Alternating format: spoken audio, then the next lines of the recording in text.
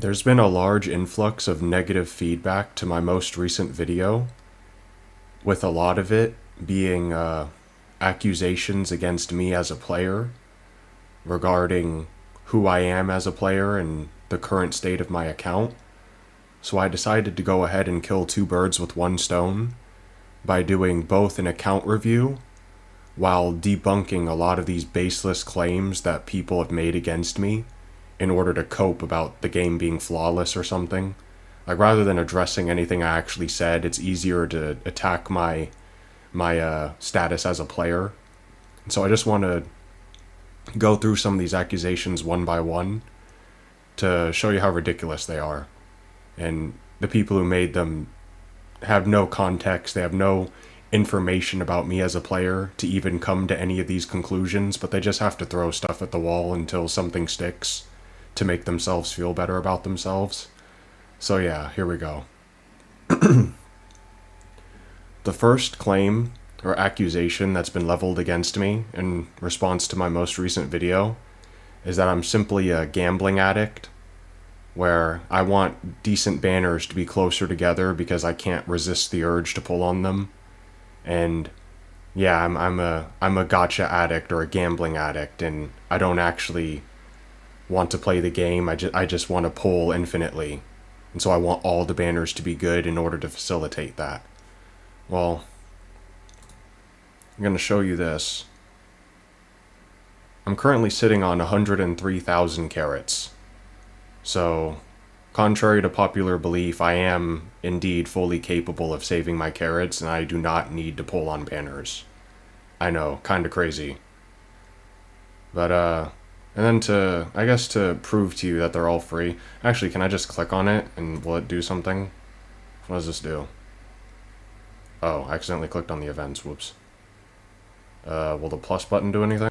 The cut in the video is because I clicked on the plus sign and it showed my birthday, and so I'm not sure if I'm comfortable with showing that or not, so I decided to just edit that out. But I guess the simplest way to prove that they're free is to just go to a banner and click on, actually, yeah, it says 0 paid right there, so that's not even necessary. What I was going to do is I was going to click on the once per day, and then it would be like error, not enough carats, and so that would prove that at least only 49 of those carats could possibly be paid, but there's the evidence right there. And the funny thing is, I completely forgot that I'm so able to save my carats, I completely forgot that this even existed. Like, I look at this page so infrequently that I legit was thinking I had to click on this in order to prove that they were all free. I forgot that it separated them by paid and free. So if you want perspective on how capable I am of not pulling on banners, there you go. I'm not a gambling addict. I'm not a gotcha addict. But if you want to keep attacking a straw man that you invented, then feel free. I'm sure it makes you feel better about yourself. The second accusation I want to address is there's a lot that ties into this that I want to get into, but the idea that I want maximum reward for minimum effort. Now, I'm not even sure how you come to that conclusion based on that video, but to go ahead and debunk that one to some degree, let me show you the amount of careers that I've done on this account, with the vast majority of them being spark farming runs simply because I don't have anything else to do, and you'll see why in a second. But let me show you how many career runs I've done on this account. Trainer card, progress, 316. Not an insane number, but keep in mind, I've only been using this account for about 3 months now. I started playing on Global at launch, but I started a new account because I didn't like my carrot investments, and so I wanted to start over. But I've done 316 career runs. So let's see what cards I've been using for those career runs, shall we? List. Here you go. And obviously I've been borrowing Kita-san in addition to this, but who isn't? Yeah. These are the support cards I'm rocking. And by the way, the vast majority of these came from the 100 free pulls on Rico and Rice. So for a good minute or two, I was using even less than this. And none of this is relevant, but I do have a 3LB rare Rico, which is okay. So yeah, if you think I want maximum reward for minimum effort, I've done well over 250 spark farming runs with these cards. And I had, for a good portion of that time, of those runs, I've had significantly less than these cards. And this also ties into another point that people have made, where it's like, people are trying to lecture me on things like what the new player experience is like. Trust me, I know what the new player experience is like. I've experienced it about 316 times. And also, for players trying to lecture me about what it takes to clear the scenarios, I'm also well aware of what it takes to clear the scenarios. In fact, I probably have a much better perspective on that than most of the people trying to talk down to me about it. Because I can pinpoint the exact cards that changed it from me coin flipping whether or not I could clear the URA finale to actually being able to clear it consistently. And that card is Narita Bryan at 1LB. This card was the tipping point. Before getting this card, I was constantly getting stuck on things like the second Ari Makinen in the URA finale. Like if you use Sakura Bakushin O or something, like you could probably clear the scenario with Sakura Bakushin O no problem, no matter what your cards are. But it has very limited utility as far as, oh, don't worry guys, you can clear the scenario with Sakura Bakushin O. What am I going to use that for? Hoping I get a speed spark when speed is the facility that you're going to be clicking on the most anyway? What's the point of that? I mean, it's better than guts or wit, but that's not saying much. And also, your Sakura Bakushin O, why would you use your Sakura Bakushin O for spark farming runs when you're probably going to be using your starting make debut ticket and voucher for a 3-star Uma like Ogre Cap or Simbali Rudolph or Taiki Shuttle or Marazensky, where there's actually something to gain from doing spark farming runs with them. And their careers are not quite as easy as Sakura Bakushin O's. Trust me, I know from experience. And so yeah, like, for that accusation, like, you can go ahead and toss that one into the trash as well. I might as well show my Umas, like, just because it sort of ties into it. Trainee list. I don't even own all of the 1-star ones. Which ones am I missing? I'm missing Winning Ticket and Megid Orion. And I don't want to use star pieces to unlock them because that just seems like a really bad idea. And I have 4-star Marzensky because they recently gave us another make debut random ticket, like the one that you get when you first start your account, and it gave me another Marzensky. So I actually got Marazensky from the first one and a Marazensky from the second one. I used the voucher on Taiki Shuttle because I wanted the versatility of both acceleration skills, being able to do spark farming runs with them. But for both of my make debut tickets that I got for free, it gave me Marazensky. So, I mean, I'm not sure. Like, I guess it could be worse. So I shouldn't complain about that at all. But yeah, like, these are the Umas I'm working with. So it's sort of tangential to the point, but people wanted a review of my account, so I figured I might as well just show this.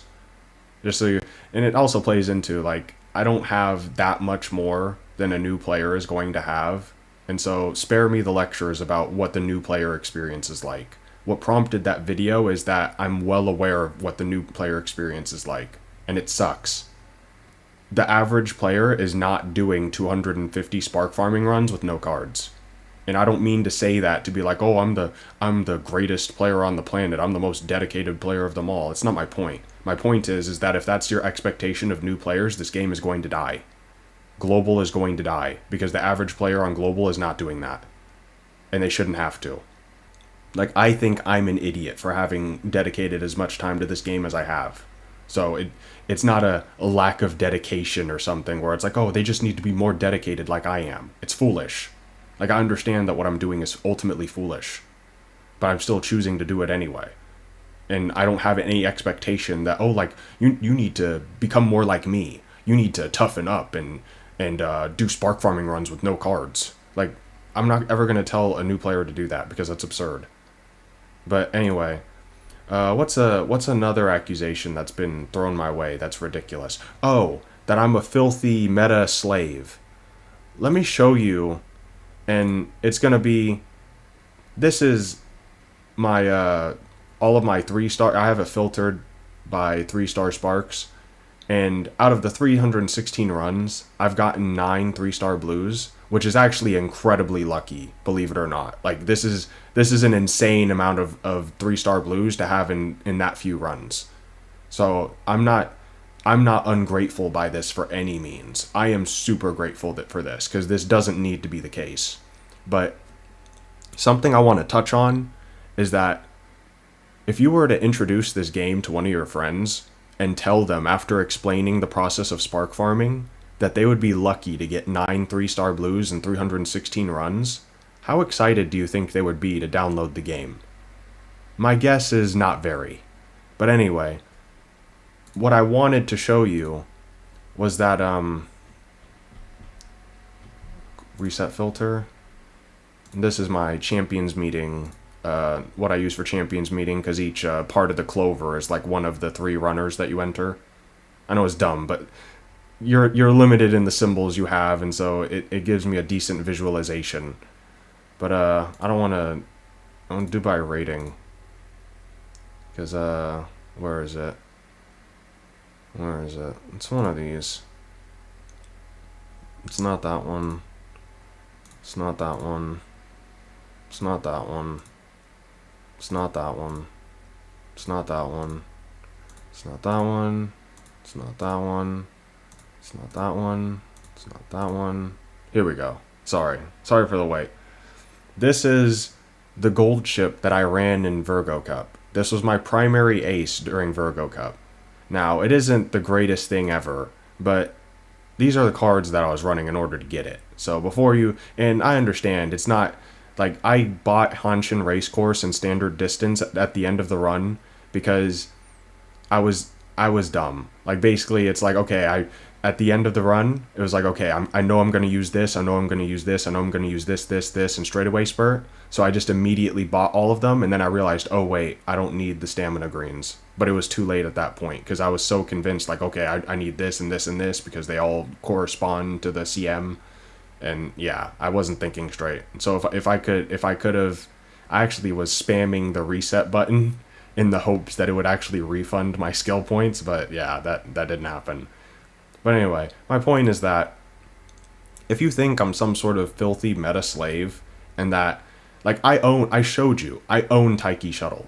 I could have ran Taiki Shuttle. I didn't need to run Gold Chip. I'm well aware that Gold Chip's 20% stamina growth is not ideal for a mile CM, because you don't need the stamina anyway. Taiki Shuttle has, what, 20% speed growth and 10% power?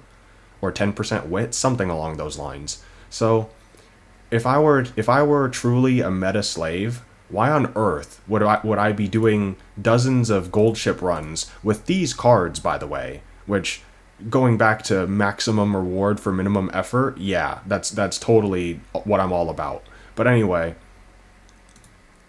and also, I had to, if you notice here,